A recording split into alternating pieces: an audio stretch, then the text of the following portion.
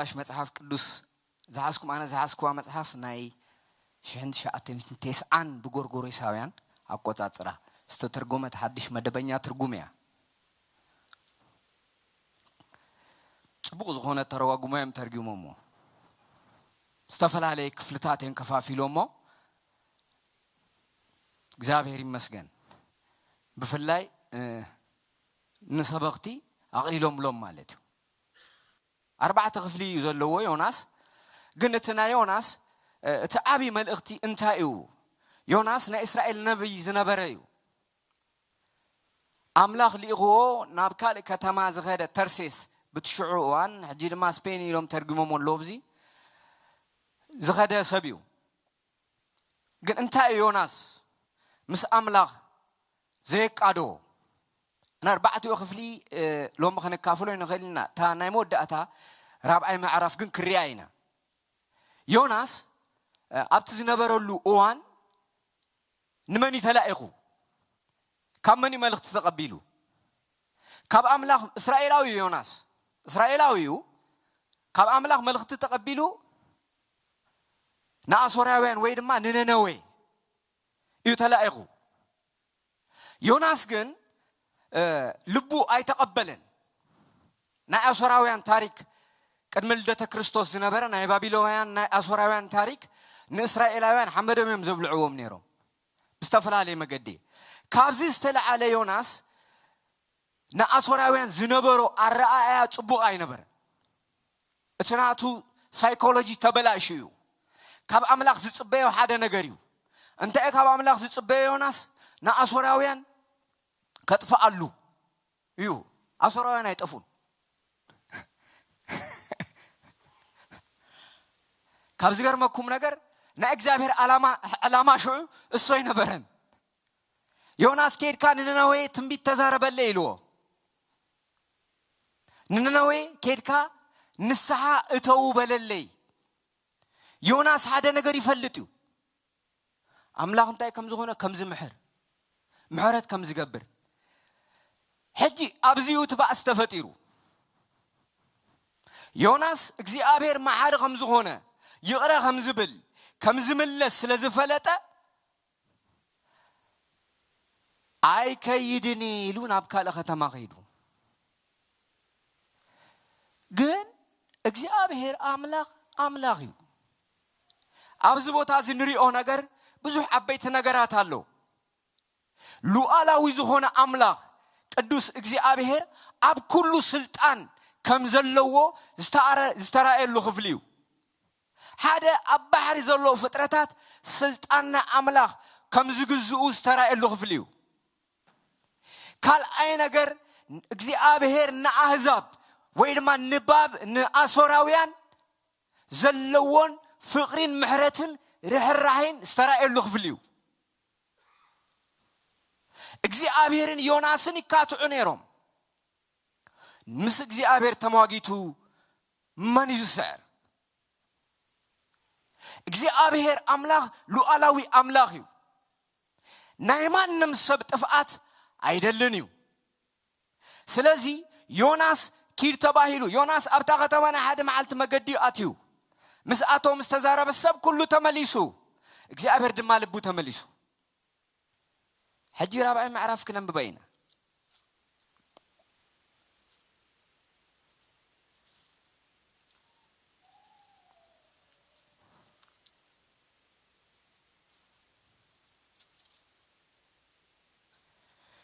كرا يوناسن محرت እግዚአብሔርን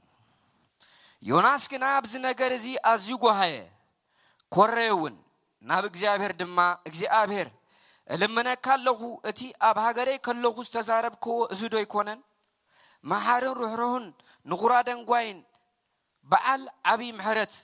ንእኩይ ትጣዓሰሉን አምላክ ከም ዝሆንካስ ስለዝፈለጥኮ አቀዲመ ናብ ስፔን ዘሃደምኩ እግዚአብሔር እምባሪስ ሕጂ ኻብ በህይወት ምንባርሲ ምሟት ይሸነሞ ለመነካለሁ ወሰደን ይሉ ጸለየ ዮናስ እቲ አብ ሀገሬ ከለኹስ ተዛረብኩዎ ነገር ፈጺም ካዮ እንታይ ምሕረትካ ሩህ ምዃንካ اتيناتكا سناي تغبارات فصيمكايو انا خابزي انت يحشني موت يحشني ناينا ميتين اسرائيل حساب تزي صنيتوس مويت يركب عينت እኮ يو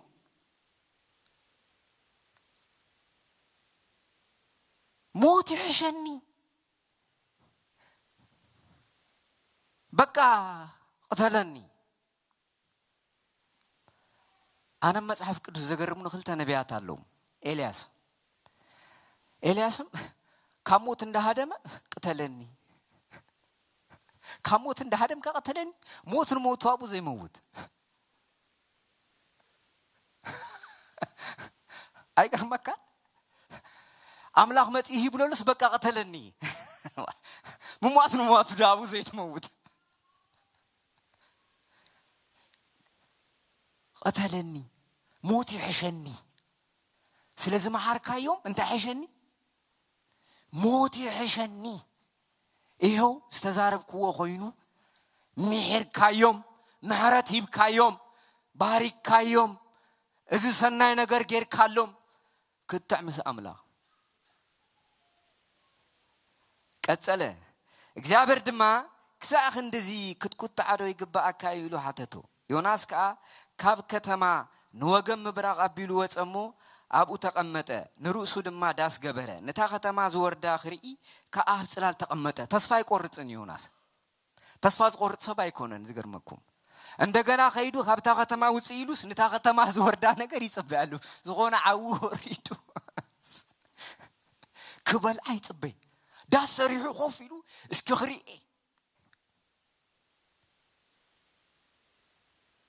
እግዚአብሔር ግን ዘላለማው አምላክ ነው እግዚአብሔር ዘላለማውን ጻድቅን ዝሆነ አምላክ ነው እግዚአብሔር በመሕረቱ አይጣዓስን ነው ቅዱስ እግዚአብሔር ቃሉ ዝዕጽፍ አምላክ አይኮነን ዮናስ መሕረት አምላክ ይፈልጥዩ ግን ከመሕሮም አይደልየንሱ አምላክ ግን ምሕሩዎ ነው ሰብ ተዘይ ምሕሩካ አምላክ ተምሕሩካ በህይወት ትነበር ይኻ ሰብ አይኮነን በህይወት ዘንበረካ ናይዞም ሰባት ዚአቶም ህይወት አብ ኢዲዮናስ ተተኸውን ማእኸለ ነይሩ መختመ ነይሩ እግዚአብሔር ግን እንታይ ገይሩ ንሰብ ዘይህቦ ነገር አለ ነገልገልቱ ዘይህቦ ነገር አለ ባዕሉ ዝሕዞ ነገር አለ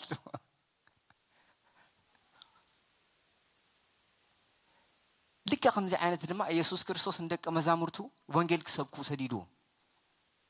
ሰዲዶም አይሰምዕን ይሎሞ ከመኤልያስ ዶ ክንገብር ይሎሞ ሓው ካብ ሰማይ ትምረድ እንታ አይነት መንፈስኩም ተቀቢልኩም እግዚአብሔር ናይ ምሕረት አምላክ እግዚአብሔር ሩህሩህ አምላክ እግዚአብሔር ዘላለማውን ጻድቅን ዝሆነ አምላክ ንሕና ከምንሪኦ ወይ ንሕና ከምንጥምቶ እግዚአብሔር አይጥምትን ንሰባት ክጥምት ከሎ ንሕና ዘጽነቅናዮ አምላክ ክኾንኖ ይኽእል እዩ አምላክ ዝኾንኖ ድማ ንሕና ክነጽድቆ ንኽእል ኢና እዚ ናይ አምላክ አራአያ እዩ ናይ ነነዌ ሰባት ተመሊሶም ናብ አምላክ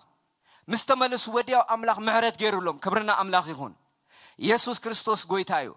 ስለዚህ እግዚአብሔር ካመስዋዕቲስ ምሕረት ይፈቱ ናይ ምሕረት አገልግሎት እዩ አብሉ ኪዳን እግዚአብሔር ናይ ምሕረት አገልግሎት እዩ ዝነበሮ ብዙሕ ሰብ ናይ ሕግ አገልግሎት እዩ ዝመስሎ ካብ ዝገርመኩም ንእስራኤላውያን ብኪዳን ስለዝኣሰሮም ብኪዳን ስለዝተኣሰሩ ምስ ሙሴ ኣብቲ ከረን ምስ ሙሴ ብኪዳን ምስተኣሰሩ እግዚአብሔር ብዝቃል እዚ ኢና ርክብ ንገብር ነዚኣ ተጥሒዝኩማ እዚኣ ገብሬ ነዚኣ ተገይርኩማ ድማ እዚኣ ገብሬ እዚኣ ነራ ታውዕል ኮይኑ ግን እግዚአብሔር ስቂሉ መጽዩ አይሃርሞምን ወይ አይቀተሎምን ነቢያት ይዘልዕል ነቢያት ይልዓሉ በዓል ኤርምያስ ተላዒሎም ተመለሱ ብሉዎም ከሎ ናበይደም ክመልሱ ናብቲ ሕጊ ናብቲ ስርዓት ናብቲ መንፈሳዊ ነገር ናብቲ አምላክ ነገር ናብኡኹም ለሲኦም ዝጽውዕዎም ካለ ነገር አይኮነን ክብርና አምላክ ይሁን እግዚአብሔር አምላክ ስቂሉ ተዛሪቡ ንሰባት በአንሳብ ዝውደ አምላክ አይኮነን زغرمكم ነገር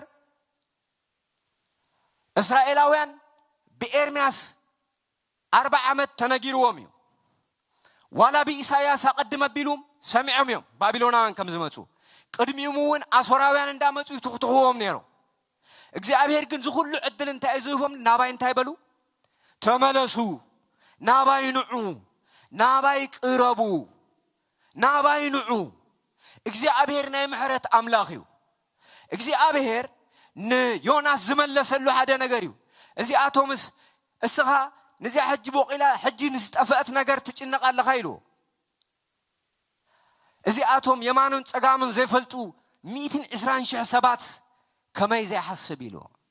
እግዚአብሔር ይሐስብ እዩ የማኑን ጸጋሙን ዘይፈልጡ ሰባት እግዚአብሔር ይሐስብ እዩ بتينا أملاك ناي محرت عيني نخال أوت نخرئي عيننا كخفت اللو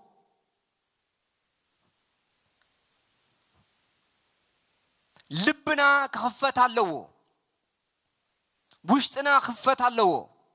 منفسها عنتنا خبرها اللو ناي محرت سبات كنكون مالتي نحدش كدان سباتينا وانجيلنا عالم نخنزاربينا تسوينا نخالوت كنقدمينا تسوينا نخالوت كنقدم كلنا كنا شو خاي خلو كتصرفو خاي خلو كهرمو خاي خلو كدفو خاي خلو كنا اسو خاي خلو جنك خباخا انتاي وص جنك خباخا انتاي وص اسو تعب ነገር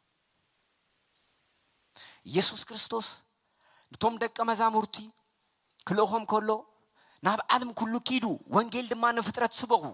እቲ ዝኣመነ ዝተጠመቐ ድሕን እዩ ኢሉ መስደዶም ናብ አህዛብ መስከዱ ዝበጽሖም ነገር ጉድዩ ናብቶም ሃይማኖተኛታት መስአተው ዝበጽሖም ነገር ጉድዩ ክንደይ ዓይነት ነገር በጽሕዎም እዩ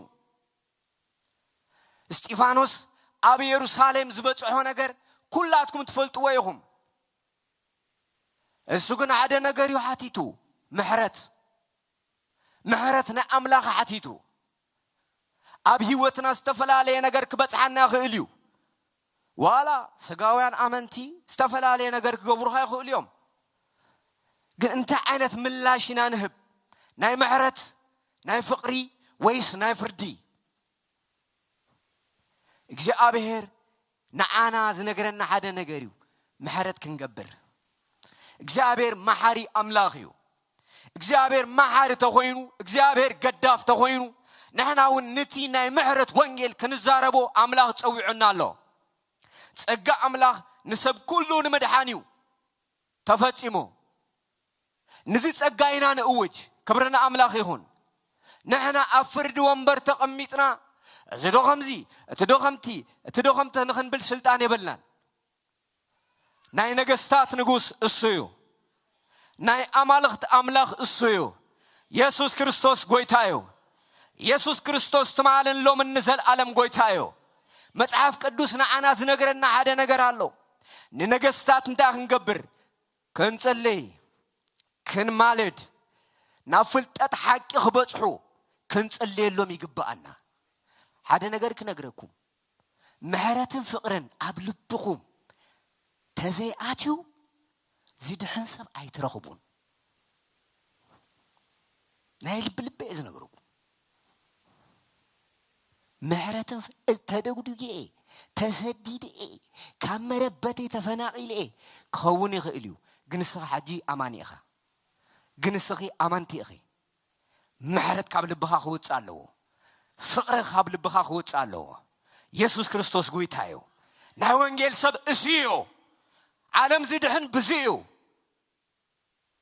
ናይ ወንጌል ሰብ ማለት እዚዩ ጳውሎስ ከምዚ ዝዛረብ ነይሩ ኣነ ክንድሳቶም ዝተረጎምኩ ኸውን ይጽልይ ኣለኹ ስለዝፈተዎ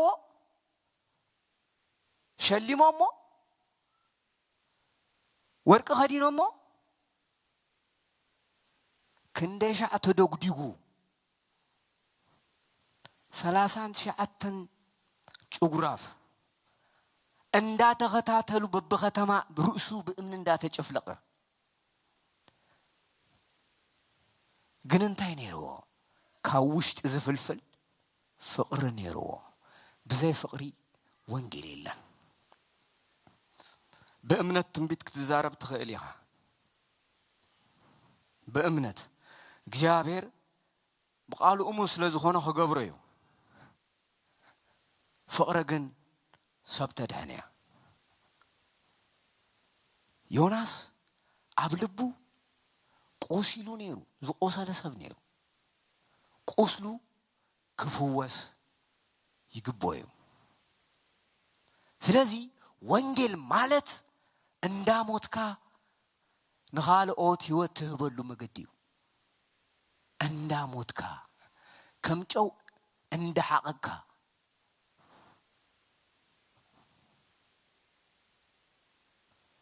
ከም ጧፍ እንዳነደድካ ጧፍ ኣፍተ ዝህልዋ እንታይ ምተዛረበት ጨው ኣፍተ ዝህልዋ እንታይ ምተዛረበት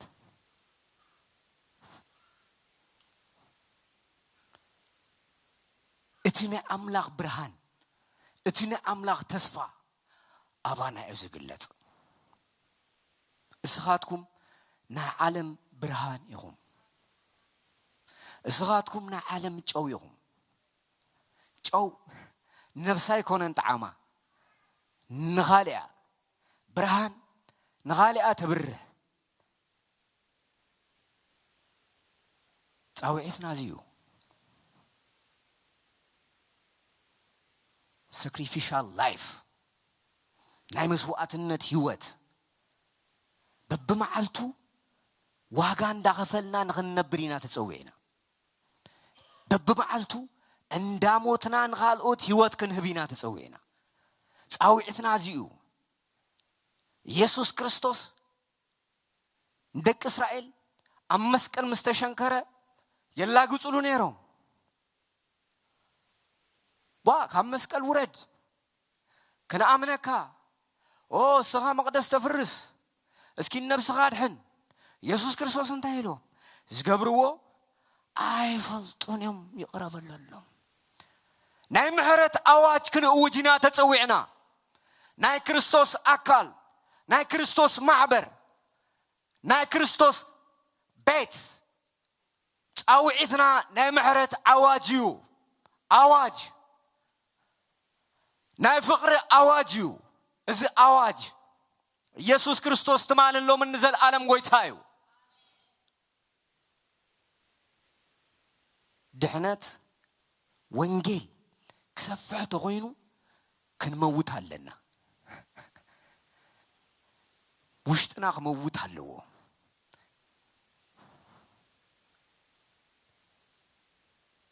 ተዘይሞይትና ኣይነፍሪን ኢና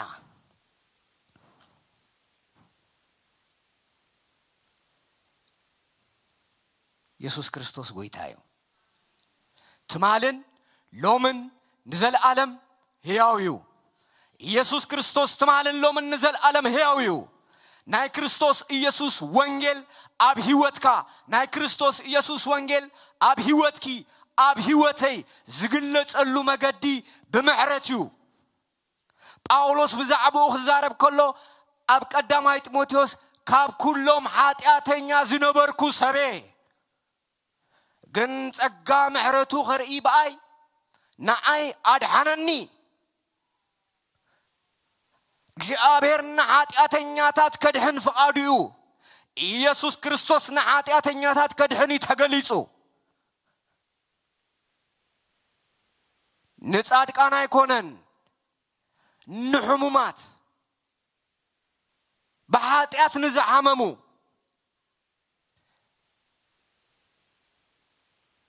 እዚ ብርሃን እዚ በኣኻይ ዝበርህ እዚ ብርሃን እዚ በኣኺ ዝበርህ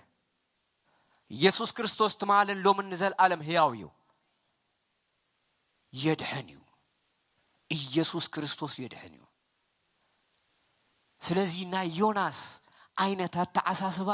ካብ ልብና ነውፃ እዩ ካብ መንፈስና ነውፃ እዩ ካብ ሕልናና ነውፃ እዩ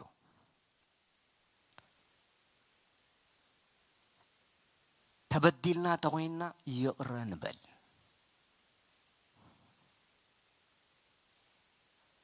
ككافلكم ذا حسب قال كالي أني راز قرمكم زدال خوا أوش تأي من فسكس جم في الفلا بيلو زيوت من أخت مالته يسوع كريستوس قويته يسوع كريستوس تمال لومن نزل عالم هياويو وانجيل كسباغيو يسوع كريستوس كسباغيو حدش سبات كوسه يوم لبنا بمحرة بفقرني ملا لبنا بمنفس قدس تصفى ملا أيتحقوسو حدش سبك ما تقول أبسمع عقوسالو نعنا ونوسخلنا يسوع كريستوس قويتايو ناي وانجيل برهان كبريو كبر من نفس قدوس يهون نصلي هلن